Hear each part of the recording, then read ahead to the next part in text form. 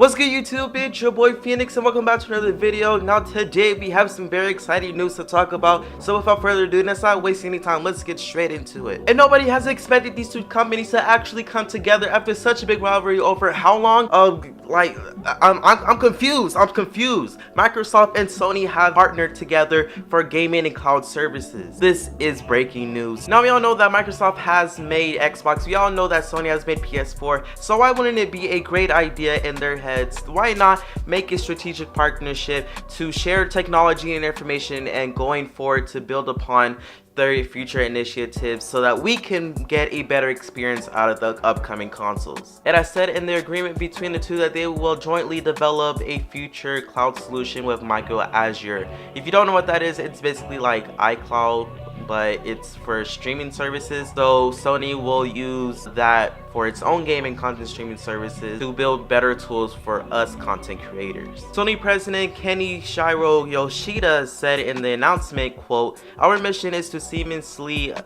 evolve this platform as one that continues to deliver the best and most immersive entertainment experiences together with a cloud environment that ensures the best possible experience anytime, anywhere. For many years, Microsoft has been a key business partner for us, though of course the two companies have also been competing in some areas. I believe our joint development of future cloud solutions will contribute greatly to the advancement of interactive content." And then from Microsoft's side, Sony has always been a leader in both entertainment and technology, and the collaboration we announced today builds on this history of innovation. Our partnership brings the power of Azure and Azure AI to Sony to deliver new gaming and entertainment experience for customers. Even the Xbox head, we all know him, the one and only Phil Spencer, and Nadella also followed up with tweets that stress the entertainment and gaming aspect of this partnership. Now this partnership has only been announced, so it can take a while for it to actually take effect.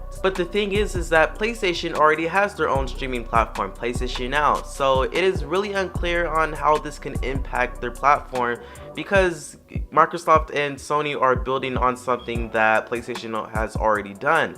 So I'm really confused at that part. But what we do know is that it is going to rival the Google Stadia. And if you guys don't know what Google Stadia is, it is very similar to PlayStation Now, where except you can basically stream any game that you want from a vast amount of devices. Basically anything with a screen that can run Wi-Fi and be able to stream. I'm talking about phones, tablets, video game consoles, desktops, laptops, smart TVs even. It produces great quality from what we saw in the announcement that they did months back, and it is basically the new generation that we are going to be going into where we don't really need discs anymore. It is going to be all digital, and I'm very interested to see how this is going to play out for this reason. For one, Microsoft and Sony, they already have gaming experience. They've been making consoles for decades. They have services that stream video games and movies and stuff like that, so they already know how this technique works. So putting the two best people who know gaming very well, that have been making games, have been making consoles for over decades, putting those two together, I don't know how it's going to rival between Google Stadia, but we're just going to have to see because Google, it's pretty much their first time trying, their shot at the gaming. So yeah, we're just gonna have to see what happens when both of them come out.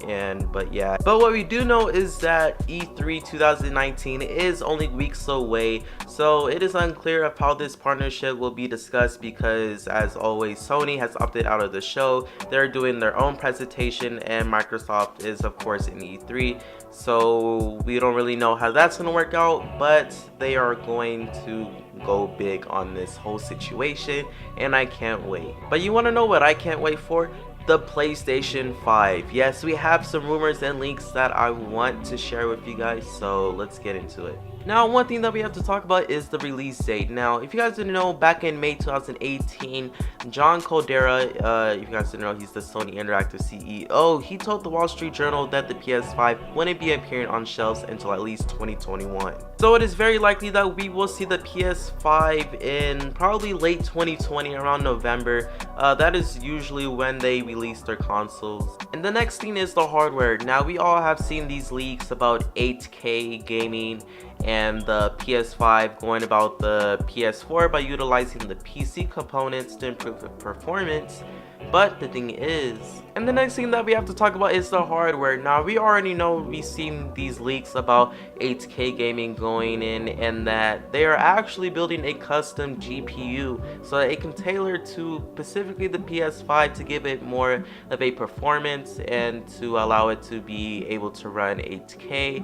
And we're going to be seeing a bunch of PC components that are going to be utilized similar to what the PS4 did, so the PS5 is going to follow that. And then these are of course the leaked PS5 dev kit specs. Again, these are rumors, so we don't really know if this is true or not, but yeah, we're just gonna have to stick to this until the final release. It has also been rumored that the PS5 will support backwards compatibility. Now, as reported by TechSpot, Sony has filed a patent in Japan that suggests the PS5 could let you play titles from any of the Sony's previous titles, including the very first PlayStation. And yes, this is true. According to Mark Cerny, yes, the PS5 will be backwards compatible with all PS4 titles because of the system that is patented called the processor ID spoofing, which basically tricks the PS5 into thinking that it is being played on the PS4 console, but it is being played on the PS5. Now, we do not really know for sure about any titles that will be released, but we do know that The Last of Us 2 and GTA 6 will make an appearance on the PS5 at some point. And that is all the news that I have for you guys for today. If you guys have enjoyed the video, be sure to give it a like and subscribe. You guys already know that I'm keeping up with all the news up to date, so subscribe to get all the latest news from your boy SphinX. And peace out, guys, and we'll catch you next time.